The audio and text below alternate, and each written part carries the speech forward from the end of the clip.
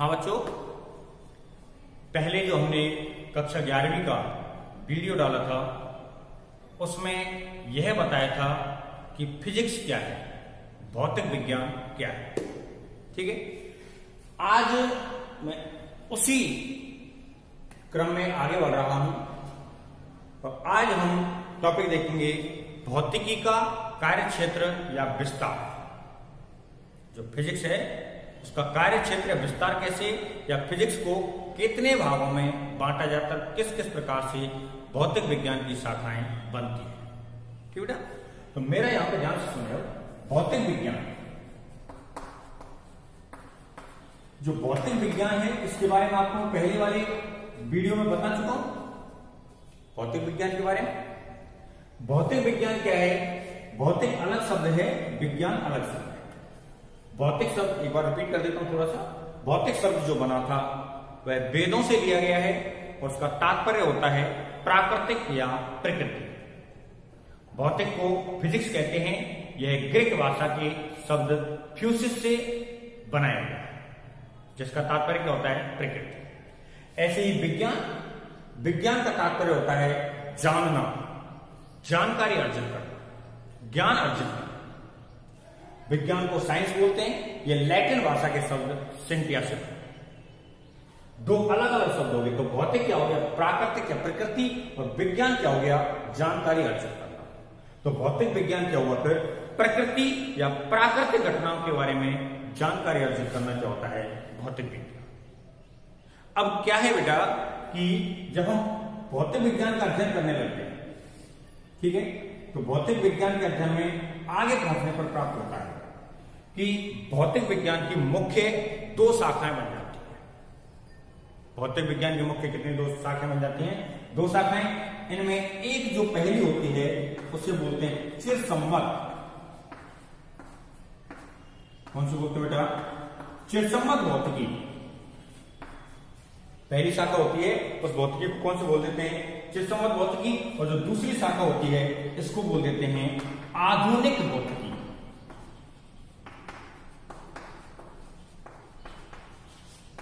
पहली शाखा को क्या बोल देते हैं? चिरसम्मत भौतिकी। और दूसरी शाखा को क्या बोल देते हैं? आधुनिक भौतिकी। ठीक है। अब क्यों बांटी है दो शाखाओं को? देखो क्या है, पहले जो एक्सपेरिमेंट हुए, पहले जो प्रयोग हुए, कई बार हम पुराने एक्सपेरिमेंट और पुराने प्रयोगों को कल्पनाएं कह देते हैं, पौराणिक मान्यताएं कह देते हैं। जैसे आज हम इस युग की बात करके चल रहे हैं, मैं अपने धर्म की बात करके चलूं या हिंदू धर्म की बात करके चलूं, तो उस धर्म में प्रत्येक जो जितने भी आविष्कार हो रहे हैं, प्रत्येक आविष्कार का कहीं ना कहीं किसी ना किसी रूप में उल्लेख पहले किया जा चुका है। जैसे जनरली बात करके चलते हैं, 1700-1600 ईस्वी में हवाई जहाज का निर्माण किया गया, लेकिन उल्लेख तो पहले से किया हुआ है पुष्पक विमान का। भगवान के पास विमान थे। तो कहने का तात्पर्य पुराने समय की जो साइंस है उसको मान्यताएं या लोक कथाएं कह दिया जाता है। तो उसी के द्वारा आता है चिरसम्मत भौतिकी। पुराने वाले साइंस को कहते हैं चिरसम्मत भौतिकी। तो होगा जहां प्राचीन विचारों, मान्यताओं को थोड़ा सा अध्यापन में रखा जाए, थोड़ा सा अवलोकन में रखा जाए, तो उससे हम कौन सी भौतिकी कह देते हैं? चिरसम्मत भौतिकी। आधुनिक नाम से पता चल रहा है वर्तमान समय या भविष्य में जो भौतिकी रहेगी उसको कौन सी भौतिकी कहेंगे? आधुनिक भौतिकी। अब बेटा क्या, चिरसम्मत में फिर से इसको अलग अलग भागों में बांट दिया। चिरसम्मत भौतिकी को वापस से अलग अलग भागों में बांट दिया। उनमें एक आता है, जैसे एक नंबर पे यांत्रिकी। एक नंबर पे क्या हो गया? यांत्रिकी। अब यांत्रिकी क्या होती है?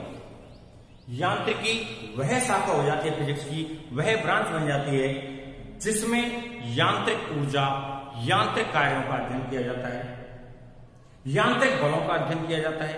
अब ये यांत्रिक ऊर्जा, यांत्रिक कार्य, यांत्रिक बल क्या होते हैं कि कोई वस्तु है, जैसे मैं ये वस्तु लेके चल रहा हूं, ये स्थित है, मैं इसको छोड़ रहा हूं, नीचे गिर रही है, तो कौन सा बल लग रहा है? यहां जिसका अध्ययन किया जाएगा वो कौन सी शाखा होती है? यांत्रिक। यांत्रिक बल यानी अवस्था में परिवर्तनों का अध्ययन किया जाता है। अवस्था किस प्रकार से वो गतिशील में है या स्थिर अवस्था में है, किस प्रकार से उस पर बल लगेगा, इन अवस्थाओं पे इन चीजों का अध्ययन जहां किया जाएगा वो कौन सी शाखा होती है यहाँ। दूसरा पॉइंट हम बना के चलें तो वह है ऊष्मागतिकी। दूसरा पॉइंट कौन सा बन जाता है बेटा, ऊष्मागतिकी। नाम से पता चल रहा है ऊष्मा और ऊष्मा के आधार पर क्या हो रही है, गति। ऊष्मा आ रही है और ऊष्मा के आधार पर क्या हो रहा है, यहां पर गति हो रही है।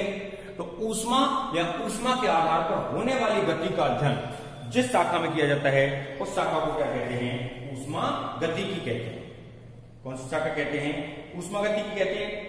अब इस जो ऊष्मा गति की शाखा है इसमें जैसे अपन अध्ययन कैसे करेंगे, एक निकाय लेंगे।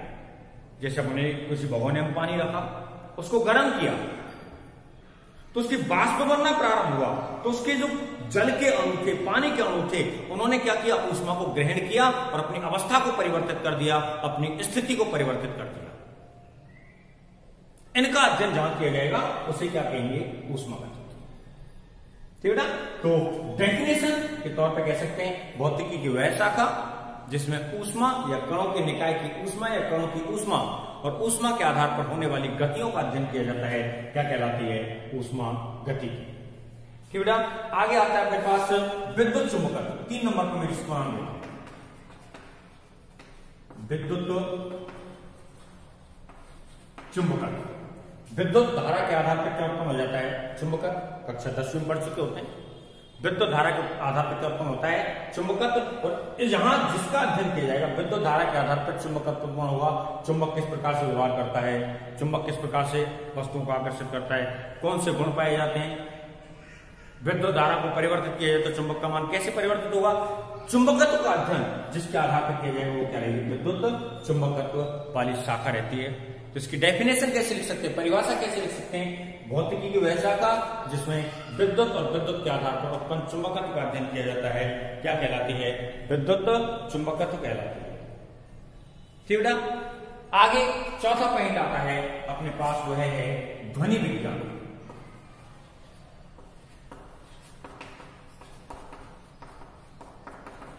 ध्वनि मैं बोल रहा हूं आपके स्पीकर से या आप मोबाइल फोन से सुन रहे हो और आपका स्पीकर आपसे अप्रोक्स मान के चले 2 या 3 फीट के 1 फीट की दूरी पे होगा, 1, 2, 3 फीट की दूरी पे होगा।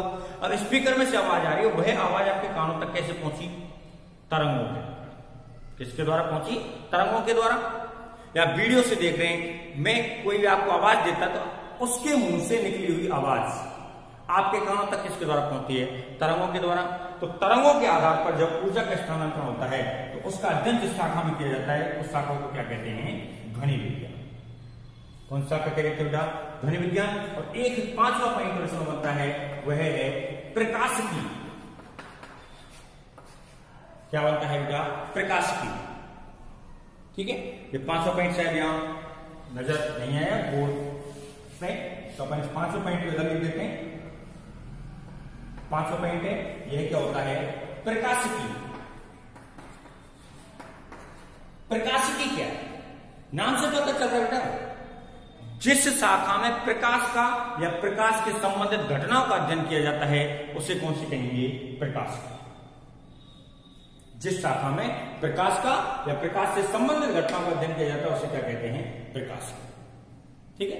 एक बात और, जिस किसी बच्चे ने चैनल को सब्सक्राइब नहीं किया है वो सब्सक्राइब जरूर कर ले, क्योंकि मैं जो भी नए वीडियो डालूंगा आपको सब्सक्राइब होते ही पता चल जाएगा। और कुछ भैया अगर मेरे व्हाट्सएप ग्रुप से जुड़ना चाहते हैं तो अपना नाम लिख करके मेरे मोबाइल नंबर, जो व्हाट्सएप मोबाइल नंबर है वह है 9460369924 पर मैसेज कर दें। तो मैंने कक्षा 11वीं का एक अलग ग्रुप बना रखा है, उस ग्रुप में आप जुड़ जाओगे। जुड़ने के बाद मैं जितने भी वीडियो अपलोड करता हूं, जितने भी वीडियो बनाऊंगा 11वीं क्लास के संबंधित, वह वीडियो आपको उस ग्रुप में डाल दिए। ठीक है। तो अब वापस से पॉइंट पर आता हूं, भौतिक विज्ञान। भौतिक विज्ञान को 2 भागों में बांटा जाता है, एक चिरसम्मत भौतिकी होता है, एक कौन सा होता है, आधुनिक भौतिकी। चिरसम्मत भौतिकी क्या होता है, प्राचीन समय तक भौतिकी है, पुराने एक्सपेरिमेंट्स का, पुरानी ब्रांचों का अध्ययन यहां किया जाता है, वो कौन सी होती है, चिरसम्मत भौतिकी। इसको वापस से 5 भागों में बांट दिया जाता है। कौन कौन से भाग होते हैं? एक होती है यांत्रिकी, जहां यांत्रिक ऊर्जा, यांत्रिक कार्यों का अध्ययन किया जाता है। कणों पर बलों का अध्ययन किया जाता है, कणों की गतिशील अवस्था या स्थिर अवस्था का अध्ययन किया जाता है। वो कौन सी शाखा होती है? यांत्रिक। दूसरा होता है ऊष्मागतिकी, नाम से ही पता चल रहा है, वैसे प्रत्येक शाखा का नाम से पता चल रहा है कि इस शाखा के अंदर किसका अध्ययन किया जा रहा होगा। ठीक है, तो दूसरा पाएंगे अपने पास ऊष्मागतिकी, किसी कण को ऊष्मा दी जाए और ऊष्मा देने के बाद कण गति करना प्रारंभ कर दे तो उसे क्या कहेंगे? ऊष्मागतिकी। आगे आता है विद्युत चुंबकत्व, तार में धारा प्रवाहित करो, किसी वस्तु में धारा प्रवाहित करो, चालक में धारा प्रवाहित करो तो चालक के चारों ओर क्या उत्पन्न हो जाता है? चुंबकत्व उत्पन्न हो जाता है। किस प्रकार से चुंबकत्व उत्पन्न हुआ, कौन कौन से गुण प्रदर्शित करेगा, इनका अध्ययन जहां करेंगे वह क्या होता है? विद्युत चुंबकत्व। आगे होता है ध्वनि विज्ञान, हम आपस में एक दूसरे की बातें सुन पाते हैं। एक व्यक्ति बोलता है, दूसरा व्यक्ति उसकी आवाज को सुन पाता है। क्यों सुन पाता है? क्योंकि पहले व्यक्ति के मुंह से जो आवाज निकली, ध्वनि निकली, वह तरंगों का रूप धारण कर चुकी थी, तरंगों का रूप धारण करके निकली। आगे हम एक एक शाखा को पढ़ते जाएंगे तो डीपली पता चलेगा तरंग क्या होती है, नहीं होती। तरंगों का रूप धारण करके चली, तरंगों हमारे दूसरे व्यक्ति के कान तक पहुंची, कान के पर्दे पे जाके गिरी और टकरा के कंपन पैदा किए तो हमें सुनाई दिया। तो कुल मिला के तरंग या कंपनों के आधार पर जो ऊर्जा का स्थानांतरण होता है और जिस शाखा में इसका अध्ययन किया जाता है वो क्या होती है? ध्वनि विज्ञान। आगे तक प्रकाश की, नाम से पता चल रहा है वह शाखा जिसमें प्रकाश या प्रकाश के संबंधित घटनाओं का अध्ययन किया जाता है।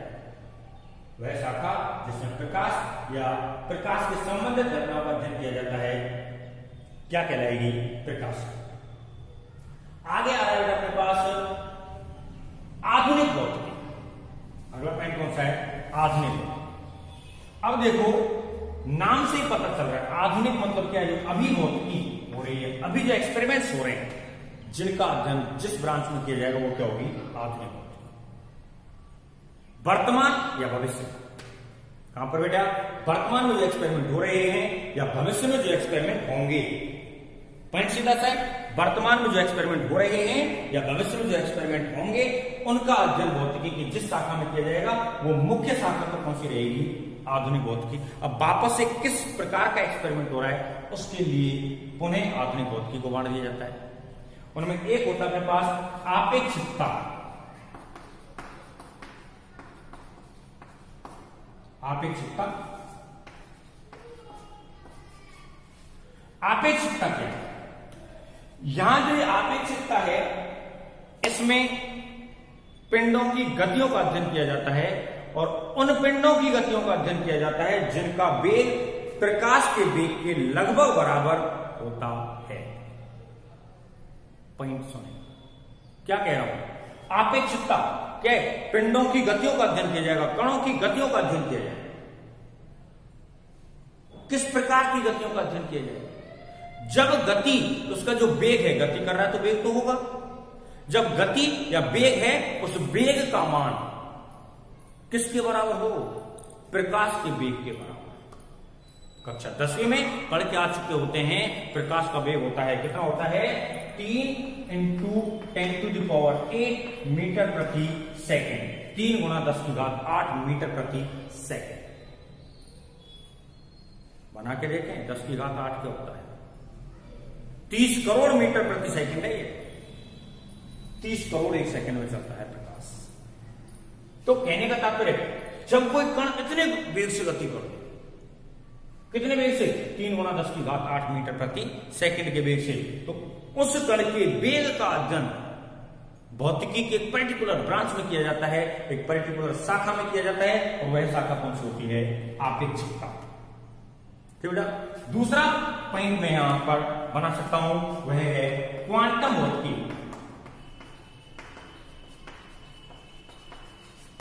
क्या होता है बेटा?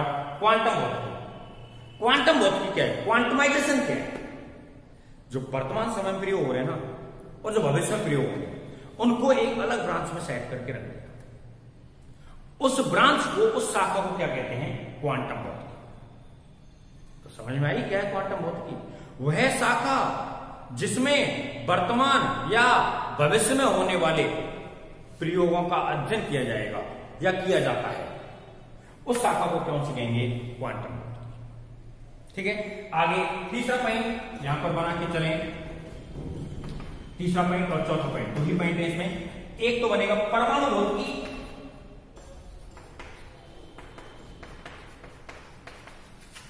ठीक है, और एक होता है अपने पास नाभिकीय भौतिकी। एक तो कौन सा हो गया? परमाणु भौतिकी, और एक कौन सा हो गया? नाभिकीय भौतिकी।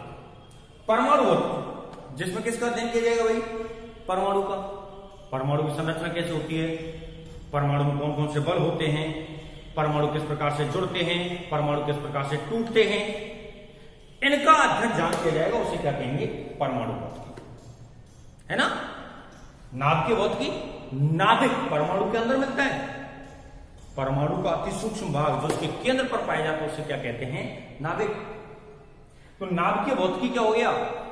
जिसमें नाभिक के अंदर लगे हुए बलों का, नाभिक के अंदर होने वाली क्रियाओं का अध्ययन किया जाता है, उसे क्या कहते हैं? नाभिकीय भौतिकी। ठीक है बेटा, तो यह भौतिकी और भौतिकी का प्रायोजन या बंटवारा होता है। वापस से सुनने मेरी एक बात, जिन बच्चों ने चैनल को सब्सक्राइब नहीं किया है वो चैनल को सब्सक्राइब जरूर कर लें, जिससे कि कोई भी मैं नया वीडियो कक्षा 11वीं का अपलोड करूं या फिजिक्स का कोई भी वीडियो अपलोड करूं या मोटिवेशन का कोई वीडियो अपलोड करूं, वो आपको प्राप्त हो जाए। ठीक है, तो पहली बात तो ये सब्सक्राइब कर लें, बेल आइकन दबा लें तो नोटिफिकेशन भी आ जाएगा। तीसरा पॉइंट ये, अगर मैंने जैसे 11वीं और 12वीं क्लास के व्हाट्सएप ग्रुप बना रखे, कोई बच्चा मेरे व्हाट्सएप ग्रुप के साथ जुड़ना चाहता है तो वह बच्चा मेरे व्हाट्सएप मोबाइल नंबर या मेरे कॉन्टेक्ट नंबर 9460369924 पर अपना नाम लिख करके और क्लास लिख करके व्हाट्सएप मैसेज कर दे, मैं उसको ग्रुप में जोड़ दूंगा, तो जितने भी वीडियो अपलोड किए जाएंगे वो ग्रुप में भी प्राप्त हो जाएंगे। ठीक बेटा, वापस से सुन लो भौतिक विज्ञान के बारे में। भौतिक विज्ञान को दो भागों में बांटा गया, समरी के टाइम बता दूं। एक होती है क्वांटम भौतिकी और एक कौन सी होती है? चिरसम्बद्ध भौतिकी। चिरसम्बद्ध भौतिकी वापस से 5 भागों में बांटा जाता है। यांत्रिकी, जिसमें यांत्रिक ऊर्जा यांत्रिक कार्य का अध्ययन किया जाएगा। ऊष्मागतिकी, जिसमें ऊष्मागतिकी का अध्ययन किया जाएगा। विद्युत चुंबकत्व, जिसमें विद्युत के आधार पर चुंबकत्व उत्पन्न होगी, उसका अध्ययन किया जाएगा। ध्वनि विज्ञान, जिसमें कंपन या तरंगों का अध्ययन किया जाएगा। और प्रकाश की, जिसमें प्रकाश का अध्ययन किया जाएगा। दूसरी होती है आधुनिक भौतिकी, आपेक्षिकता। आपेक्षिकता वो होती है, आपेक्षिकता वो होती है जिसमें कणों की या पिंडों की गति का अध्ययन किया जाता है। और कौन से पिंड लिए जाते हैं? जिनका वेग प्रकाश के वेग के समतुल्य हो या लगभग समान। क्वांटम भौतिकी, जिसमें वर्तमान या भविष्य में होने वाले प्रयोगों का अध्ययन किया जाता है। परमाणु भौतिकी, जिसमें परमाणुओं का अध्ययन किया जाता है। और नाभिकीय भौतिकी, जिसमें नाभिक का अध्ययन किया जाता है। ठीक बेटा, अपने जितने भी मित्र हैं सब कुछ चैनल के बारे में, जिससे कि उनका भी फायदा रहे। वो घर पे बैठे बैठे 4-5 महीने से फ्री बैठे, अब वो कम से कम उसको पढ़ना प्राप्त। ठीक बेटा, घर पे रहें, स्वस्थ रहें, मस्त रहें और साथ साथ ऑनलाइन पढ़ाई को देखें।